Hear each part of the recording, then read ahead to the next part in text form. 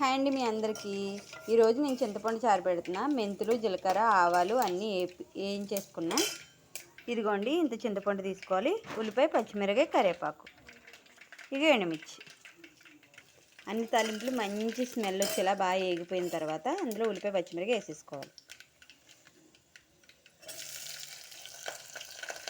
కరివేపాకు కూడా నిండో. ఇవి చూడండి, ఏగేటప్పుడు ఈ స్మెల్కే కడుపు నిండిపోతుంది. నీళ్ళ చారా అని అనుకుంటారు, మా నాన్నమ్మ చెప్పేది. ఇదిగోండి, దీంట్లో సాల్ట్ అన్నీ వేసేస్తున్నా.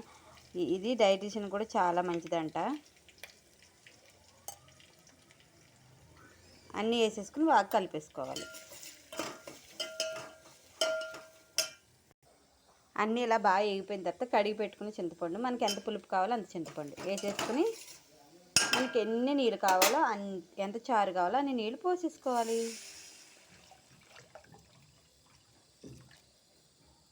అందరూ దీన్ని మరగబెట్టిన తర్వాత తాలింపు వేస్తారు. నేనేంటంటే తాలింపు పెట్టి మరగబెడతా, ఎందుకంటే అన్ని టేస్టు దీంట్లోకి వస్తాయి కాబట్టి. ఫైనలీ రసం రెడీ, అదే చారు. ఈ చారుని వేడివేడి అన్నంలో వేసుకుని అప్పుడు నంజుకు తింటే ఉంటుంది. మరి ఎంతమందికి ఇష్టమో ప్లీజ్ కామెంట్ చేయండి. బాయ్.